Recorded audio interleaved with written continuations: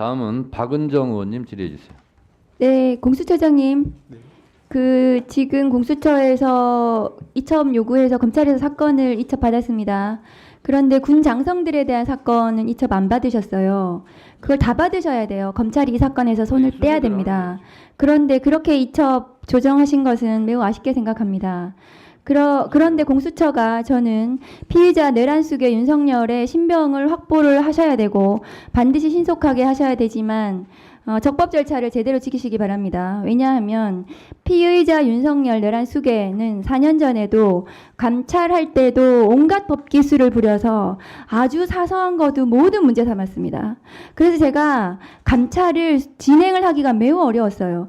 지금 그 감찰과 관련된 징계와 관련된 1심 판결, 2심 판결을 반드시 참고하시기 바랍니다. 그런 말도 안 되는 거 가지고 계속해서 문제 삼아서 재판에서도 질질 끌면서 그것이 전부 다 문제가 됐고 어쨌든 결국에는 제가 감찰이 모두 적법했다고 판단을 받았지만은 저는 그걸로 수사도 받았어요. 압수수색도 당하고.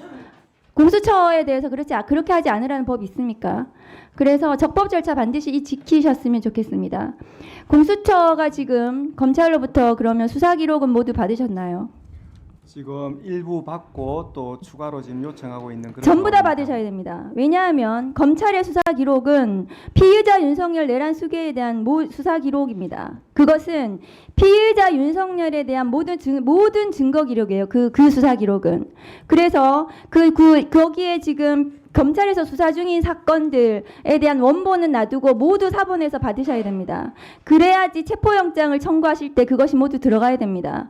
그래야 범죄사실 구성에 대해서 완결성이 있을 건데요.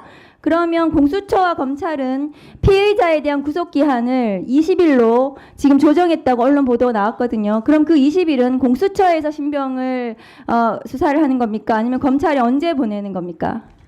기본적으로 지금 검찰과 공수처가 합계 그 20일을 연장이 되었을 때 20일을 쓸 수 있다라는 그런 계산하에 절반씩 사용하는 것으로 좀 양해가 된 그런 그럼 상황입니다. 공수처 열을 하고 검찰 열을 합니까? 기본적으로는 그런 부분 그 정도로 얘기가 오갔습니다. 그럼 공수처가 이 사건 수사를 하면 검찰로 사건을 기소를 못하기 때문에 보내셔야 되거든요.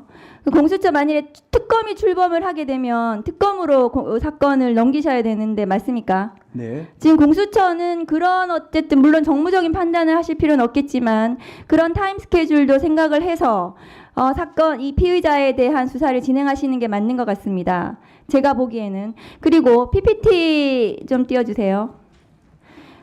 윤석열 피의자 같은 경우에는 지금 헌법재판 그 서류들도 저러고 있어요.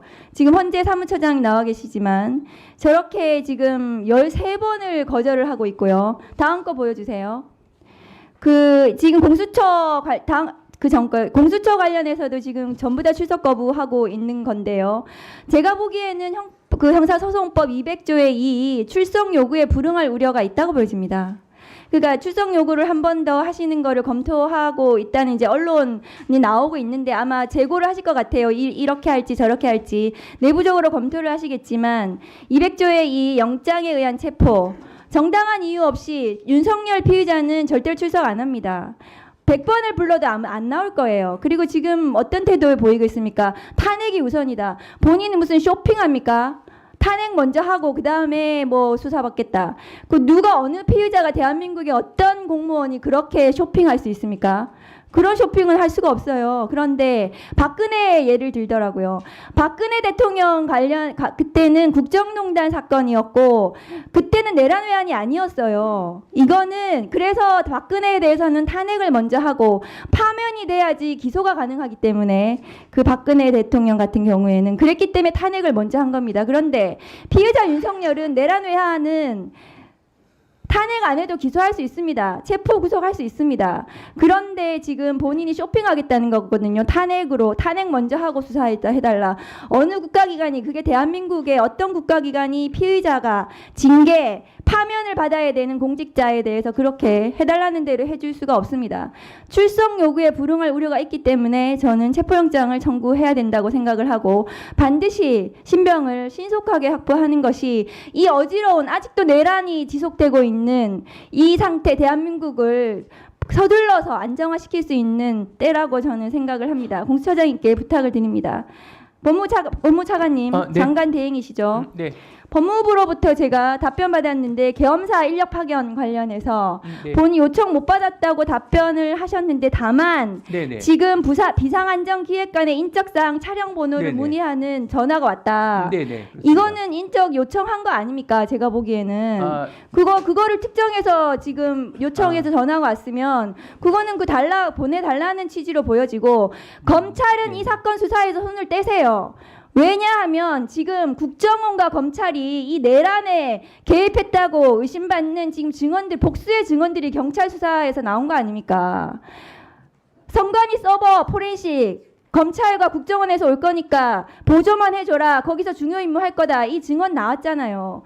검찰은 검찰 정권이었는데 윤석열 정부가 이 다른 국가기관에 지금 그 배엄사령부에서 파견 요청을 했는데 검찰은 가만히 있었다고요. 검찰하고 미리 공모를 했겠죠. 그러면 이 비상계엄을 검찰은 이 사건에서 손을 떼세요. 더 이상 하지 마십시오. 수사를 받아야 될 대상이지 수사를 할 주체가 아니에요. 검찰에 대해서는. 그리고 이 선관위 서버와 관련해서 검찰이 어떻게 내통을 했는지에 대해서 검찰이 소상히 나중에 수사를 제대로 밝히고 받아야 된다고 저는 생각을 합니다. 법무부 장관 대행께서 내부적으로 그렇게 법무부를 지금을 내란을 그렇게 진정을 시키셔야 됩니다. 그리고 법무부 차관께서 계엄 당일날 밤에 회의에 참석하셨죠. 네, 그렇습니다. 그 당시에 체포 대상이었던 지금 정치인들, 언론인들에 대해서 출국 금지 지시하신 적 있습니까? 아니요, 전혀 장관이 없습니다. 네, 출국 전혀 금지 없습니다. 관련해서 출입국 관련해서 얘기를 했다는데 그런 적 없습니까? 아, 당시에는 두 가지 사항을 말씀했는데 장관이 첫 번째는 수용시설 관련해서 수용자의 안전 관리가 필요하니까 교정시설의 수용자 관리를 안전하게 이루어질 수 있도록 챙겨보라는 것 한 가지. 두 번째는 출입국 관리 부분도 확실하게 해달라. 일반적인 걸 말씀하셨고 만약에 위원님 말씀하시다시피 출국 금지를 만약에 말씀하셨다면 뭔가 조치가 이루어졌을 법도 한데 전혀 그런 것도 없고 시도한 자료도 없습니다. 이건 객관적인 자료로 증빙이 되기 때문에 예. 전혀 없습니다. 전혀 없습니다. 네, 없습니다.